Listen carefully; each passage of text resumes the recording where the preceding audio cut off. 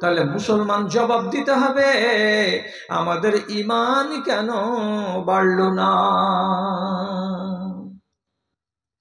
ওই তুলনায় ঈমান বেড়েছে না কমেছে? কমেছে। কটা ঈমানদার আছে দেশে? আঙুলে গুনেন।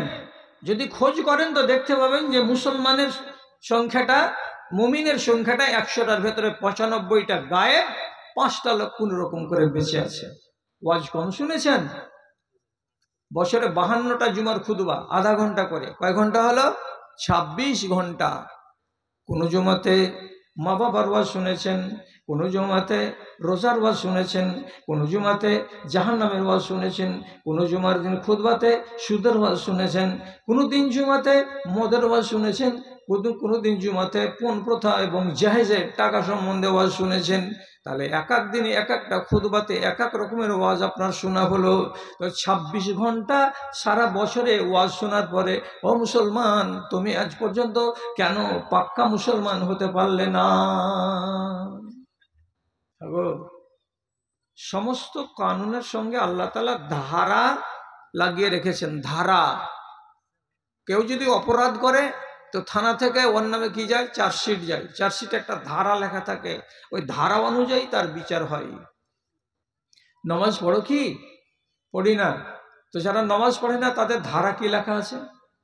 আল্লাহর শরীয়তে কি আছে? তুমি নামাজ পড়বে না তো তোমার ধারাটা কি? কি হবে তোমার মরার পরে? মরার পরে যাচ্ছেন, দুনিয়াতে বেঁচে থাকাকালে কি হবে সেটা শুনেন। রাসূলুল্লাহ বলছেন, লাকাদ হামামতু আন আমুরা আহাদান ইউসাল্লি বিন্নাসে, আমার মনটা বলছে আজকে আমি ইমামতিটা করব না।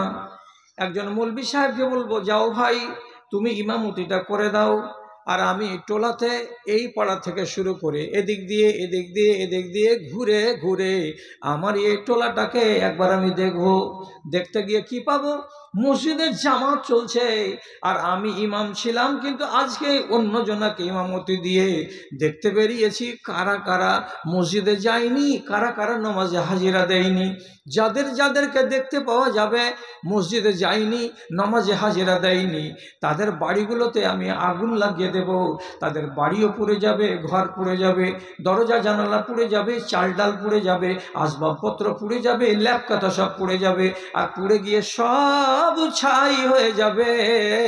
আমার ইচ্ছা জাগছে একবার বাড়ির বাইরে যাই, মসজিদের বাইরে যাই।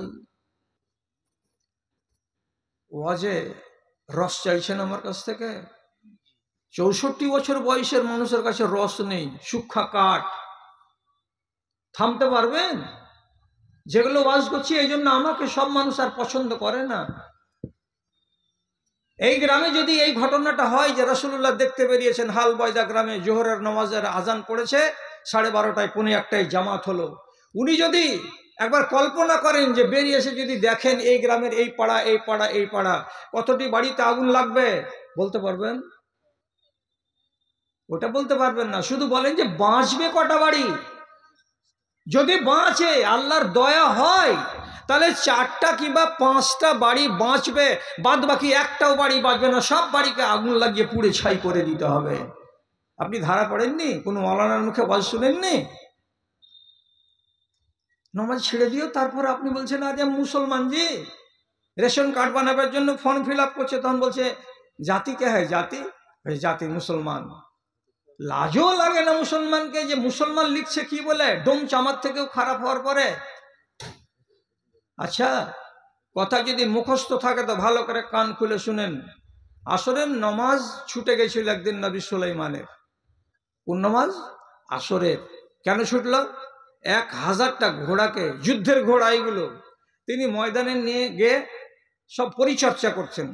খুব সুন্দর সুন্দর টাট্টু ঘোড়া, কোনোটার ঘাড়ের চুলগুলো বড় হয়ে গেছে তো একটু কেটে কেটে দিচ্ছেন, কাউরি খুরের পাশে যে ছোট ছোট গিটগুলো থাকে, গিটে চুল বেরিয়ে গেছে বড় হয়ে, তো ওগুলাকে কেটে কেটে দিচ্ছেন। কার এই করছেন, কার ওই করছেন। ঘোড়াগুলোর আদর যত্ন করতে করতে করতে করতে ঘড়িতে বেজে গেছে 4টা। তখন কোনো লোক যে বলছে আপনি আসরের নামাজ পড়েছেন? তখন জোরে এমনি করে হঠাৎ করে চমকে উঠে বলছেন, ইয়া আল্লাহ, আসরের নামাজ তো পড়িনি। তাহলে আসরের নামাজটা যে ছুটে গেল তার রাইট টাইমে পড়তে, তিনি কি করলেন? কোরআনে মাজিদ আল্লাহ রাব্বুল আলামিন বলছেন, যতটি সুন্দর সুন্দর ঘোড়া ছিল, যতটির পরিচর্যা করতে গিয়ে তিনি আসরের নামাজকে নষ্ট করেছেন। সাথে সাথে কোন একজন মিলিটারিকে বললেন, একটা চাকু নিয়ে এসো বড় ধরনের। চাকুটাকে নিয়ে আসার পর এক এক এক এক করে 700, 750, 800 ঘোড়ার পাগুলোকে এমনি করে ধরেন আর চাকুটাকে টেনে দেন, এমনি করে ধরেন আর চাকুটাকে টেনে দেন। প্রত্যেকটা ঘোড়ার পাকে কেটে দিয়ে রক্তাক্ত করে দিলেন। দেওয়ার পরে বলছেন, এরে ঘোড়া, তোর সত্যানাশ হোক, তোর যত্ন করতে গিয়ে আমি এমন করে দুনিয়ার মোহে ডুবে পড়ে গেছি, তোকে ভালোবাসতে গিয়ে আমি এমনভাবে ডুবে গেছি যে আল্লাহকে বলে ভুলে গেছি, আমার নামাজ স্মরণ ছাড়া হয়ে গেছে। আমার এক ওয়াক্তের নামাজ চলে যাওয়া, তার মানে হাজার হাজার ঘোড়াকে যদি বিসর্জন দিয়ে দেওয়া যায় তাহলে আমি ওই সওয়াবটাকে অর্জন করতে পারবো না। এত বড় ক্ষতি তোদের কারণে আমার হয়ে গেল। হাজারটা ঘোড়ার পা কাটতে তিনি দ্বিধা করেননি। আর আজ আপনার ট্রাক্টর চলছে, ঘের ঘের ঘের ঘের ঘের ঘের ঘের ঘের করে মাঠে মেশিন ঝাড়ছে, আর মেশিনে ভুট্টাকে নামাচ্ছে, মারছে, ভুট্টা বেরোচ্ছে, আর এদিকে আজান পড়ছে। মিনার হতে ভাসিছে আজান, হাইয়া আলাল ফালা, লাঙল ফেলিয়া মসজিদে চলো, ভুলবে মনের জ্বালা রে, ভুলবে মনের জ্বালা। আবার মনের হিসেব করো কষে, পাইতে লাগাও রসা। হাই রে মানুষের মিটিল না আশা, মানুষের মিটিল না আশা। শিশু হয়ে এসে জোয়ান হয়েছ, এখন বন্ধ তোমার উজান পথ। ভাটির পানে চলেও জ্ঞান পাইলে না, নাদান বড়ই আলবত, তুমি নাদান বড়ই আলবত। আখেরাত বেছে দুনিয়া যে কেনে, আখেরাত বেছে দুনিয়া যে কেনে, কঠিন হবে তার দশা। হাই রে মানুষের মিটিল না আশা, মানুষের মিটিল না আশা। রাত্রি 4টার সময় শাশুড়ি বউকে উঠেছে, বউয়ের ঘরে যে এমনি করে ঠকঠকে দেখেছে, মা বিয়াগে। রাত্রি 4টা, 4:30, তখন আজান হয়নি। একবার গেল, উঠলো না। আর একবার যখন আজান পড়ে গেছে তখন যে ফের খটখট খটখট করে আওয়াজ করছে, সালেহাগে। তখন সালেহা বলছে, বলছে, হ্যাঁ গে, আজান হয়ে গেল, কখন তোরা ধান ভাপাইতে উঠবি গে? শাশুড়ি বউকে চেতন করছে যে আজান হয়ে গেল, কখন ধান ভাপাইতে উঠবি? বেহায়া শাশুড়ি এটা কথা বলে না যে আগে তুই নমাজ কখন পড়বি। মহিষের মালিক ওর চাকরের ঘরে যে খটখটি লাগিয়ে বলছি, ইজাবুল, আবে সকাল হয়ে গেল বে, কখন আজান হয়ে গেছে, ভুঁস ছাড়বি কখন তুই বে? দেখে মনে হয়েছে এ হারামখোরগুলোর জন্য আজান কিসের জন্য হয়েছে? ভুঁস ছাড়ার জন্য। দেখে মনে হচ্ছে এই কামিনা বেটি ছেলেগুলোকে যে এদের দেশে আজান হয়েছে কিসের জন্য? তো বহুবেলাকে হুড়িয়ে গলি ঝাড় দেওয়ার জন্য। কেউ বলে না যে আজান হয়ে গেছে রে, উজু কর রে, নামাজ পড়তে যা রে, না, এটা রেওয়াজই নেই। ঠিক তেমনি আপনার দেশে যতগুলো লেবার আছে, মজদুর আছে, মাঠে ঘাটে কাজ করে, এদের আল্লাহ ফাল্লাহ আছে না নাই, এরা মুসলমান না মুসলমান আল্লাহ তাআলা ভালো জানে, ডোন্ট কেয়ার, কোনো পাত্তা নেই। তবে যদি ঝুট কথা বলি তো মৌলভী হাসান আমার খাস বন্ধু মানুষ, এর কাছে একবার সকালে আসবেন, এসে খালি জিজ্ঞেস করবেন, হাজি মৌলভী কথাটা কি মৌলভীটা ঠিক কয়েছে? জি ঠিক যদি কয়ে থাকে তো ভালোই ভালো, না তো কয়দিন পরে ফের হাল বাইতে আসবে না, এতে এখানে বাঁধের কাছে আসবে, ওখানে ওকে ঘেরবো, ভরতকুল, ফের ঘেরবো ওকে। জিজ্ঞেস করবেন কালকে সকালবেলায় কি কথাটা, আপনাকে কি জানতে বলছি। আপনি এইভাবে নমাজকে ছেড়ে দিয়ে দিয়ে দিয়ে দিন কাটিয়ে নিচ্ছেন, আর নমাজের প্রতি অনাগ্রহ দেখাচ্ছেন, কাজ করেই চলে যাচ্ছেন ময়দানে, কাজ ছাড়ছেন না আজানের পরেও। এই কাজ করে আপনি সফল হবেন না বিফল হবেন? আমার দিকে তাকান। কে? হযরত উমর রাদিয়াল্লাহু তাআলা আনহু বেড়াতে গেলেন সিরিয়া, এটা গির্জাতে গেলেন। গির্জার কাছে যদি দেখছেন তো একটা পাদ্রী এত বড় একটা নেকড়া নিয়ে, ঈসা নবীর মার নাম কি? জি মারিয়াম, তো মারিয়ামের ছবি লাগানো আছে গির্জাতে। তো মারিয়ামের মুখ, হাত, গলা, পাছা এগুলোকে মুছছে এমনি এমনি করে, ধুলা পড়ে গেছে। আর একটু জায়গাতে ঈসা নবীর একটা বালক বয়সের ছবি, একটা বড় ছবি, একটা মেজ ছবি, সব দেয়ালে দেয়ালে লাগা আছে, তৈরি করা আছে চুন দিয়ে আর সিমেন্ট দিয়ে দিয়ে, ওগুলোকে মুছছে। হযরত উমর রাদিয়াল্লাহু তাআলা আনহু গেটের কাছে খাড়া হয়ে মোটা মোটা 2 ফোঁটা চোখের পানি গাল পর্যন্ত নামিয়ে আফসোস করে দাঁড়িয়ে আছেন, আর চোখ দিয়ে পানি ঝরছে। পাদ্রী এসে বলছে, কাঁদছেন কেন, কি ব্যাপার? আমার গির্জাতে এসে আপনাকে কে কষ্ট দিল, কে দুঃখ দিল যে আপনার চোখ দিয়ে কান্না এলো?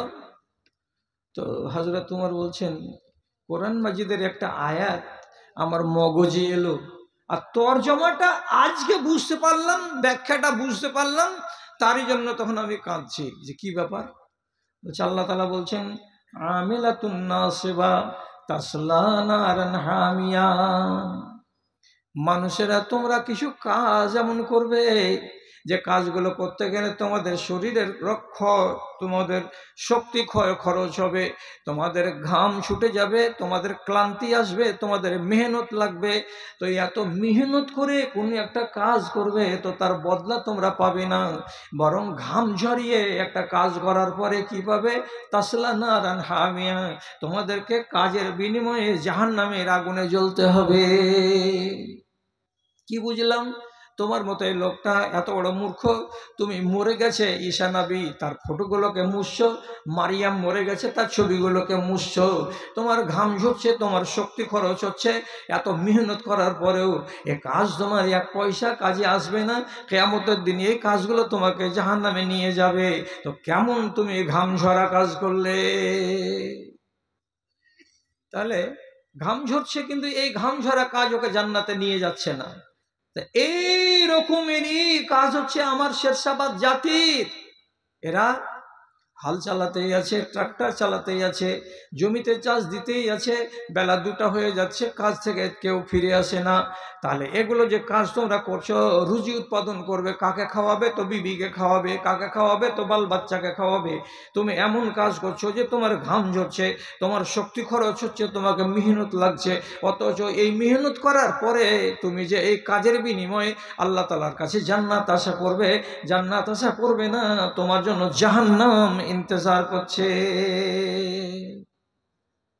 শুনোনি, নমাজের ওয়াজ ছাড়া এতবার শোনার পরেও কি করছে? একটা মানুষ নমাজ পড়তে যায় না, তারপরে মুসলমান। হ্যাঁ, खुदा की बस्ती में बागी बनकर बगैर तौबा के सोने वाले, ना आँख खुली तो कब्र में जाओगे, बताओ फिर तुम क्या करोगे, बताओ फिर तुम क्या करोगे। दीन से नफरत, दुनिया से उल्फत, क्या अजब तर्ज जिंदगी है। शक्ल में इंसान, सूरत में इंसान, सीरत में शैतान, शक्ल में इंसान, सीरत में शैतान, बताओ कौन सी मौत मरोगे, बताओ कौन सी मौत मरोगे। কি জিন্দেগি এটা কাটাচ্ছ হে। মদ খাওয়ার পরেও আজও মানুষ নিজেকে বলছে ঠিকই আছি জি, আমরা সব মুসলমান জি।